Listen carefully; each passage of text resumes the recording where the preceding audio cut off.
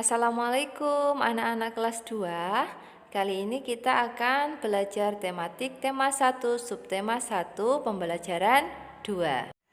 Baiklah anak-anakku, silakan dibuka buku paketnya halaman 11.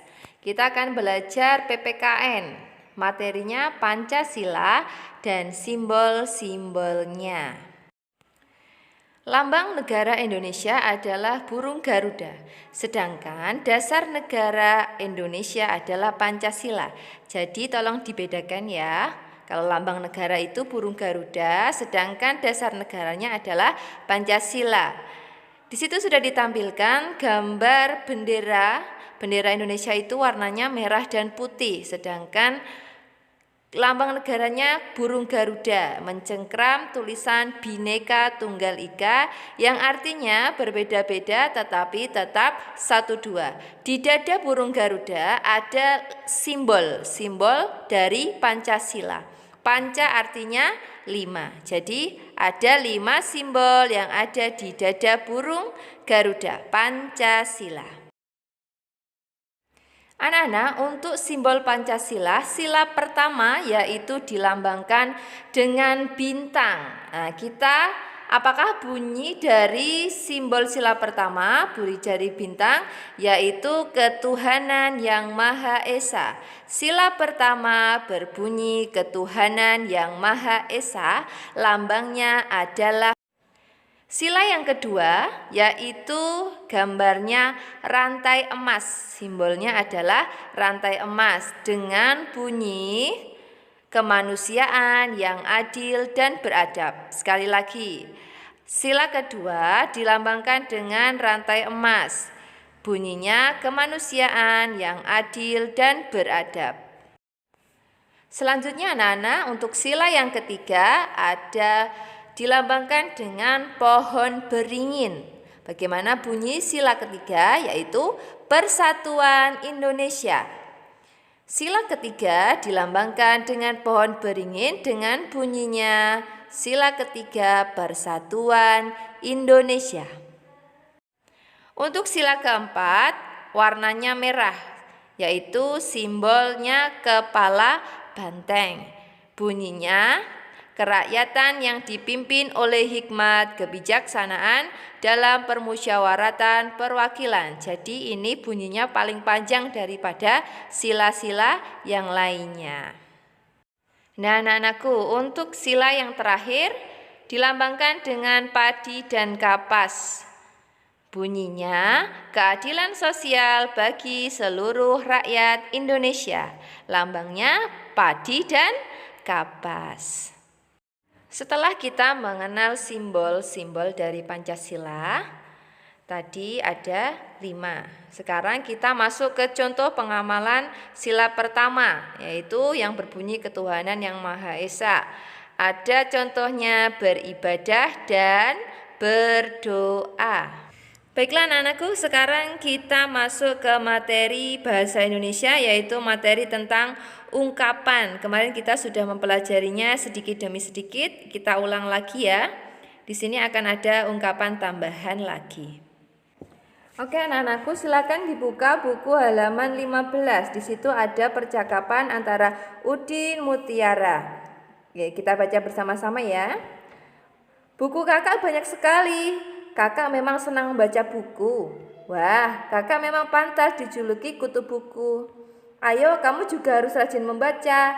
Ini ada buku cerita bagus, judulnya Bintang Lapangan. Ceritanya tentang apa, Kak?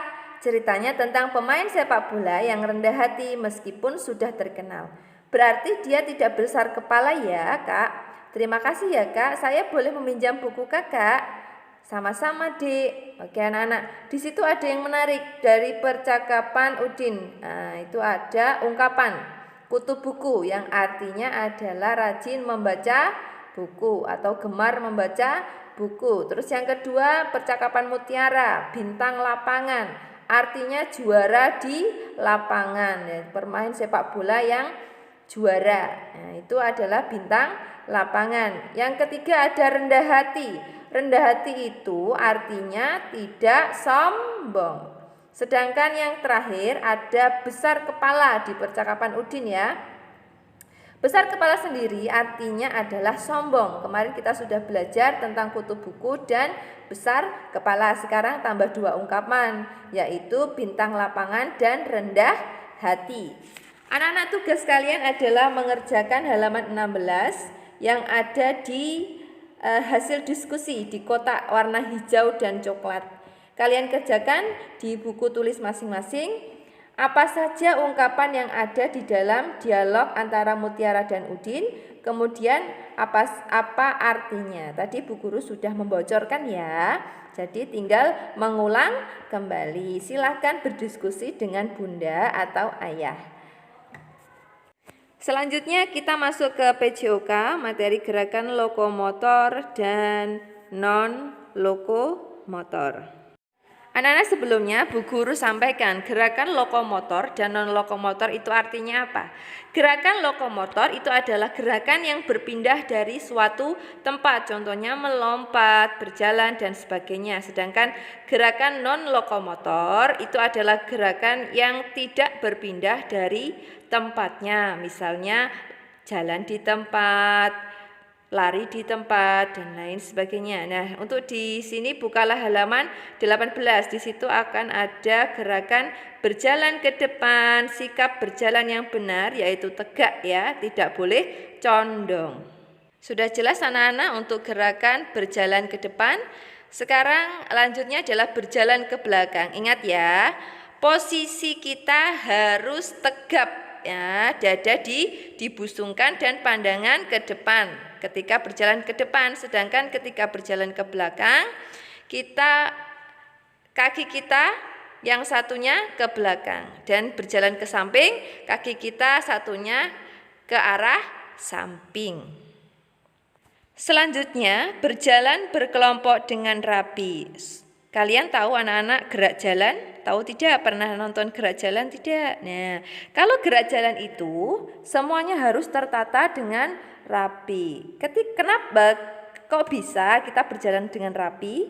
Nah, kita harus mengatur bagaimana langkah ke depan, posisi langkah ke depan, sikap yang harus kita pakai saat berjalan ke depan. Jadi harus kompak sehingga bisa terlihat rapi. Contohnya adalah kakak-kakak paskibraka, itu mereka berjalannya rapi dan teratur karena gerakannya bagus, badannya tegak dan sesuai. Jadi ketika kaki kanan yang maju, semuanya juga harus maju yang kaki kanan. Begitu caranya agar berjalan kita berkelompok rapi. Selanjutnya adalah menirukan gerakan hewan ya, cara berjalan hewan. Untuk gerakan yang pertama adalah menirukan gerakan cara berjalan kucing ya. Jadi kakinya di bawah, ditekuk lututnya, kemudian tangannya berjalan ya, dipakai jalan juga. Kalau kucing itu kan berarti kakinya 4. Jadi seolah-olah tangan kita itu adalah kaki ketika kita menirukan gerakan binatang kucing. Selanjutnya ada bebek. Nah, posisinya seperti gambar di situ ya. Jadi kakinya 2, terus tangan menjadi mulutnya.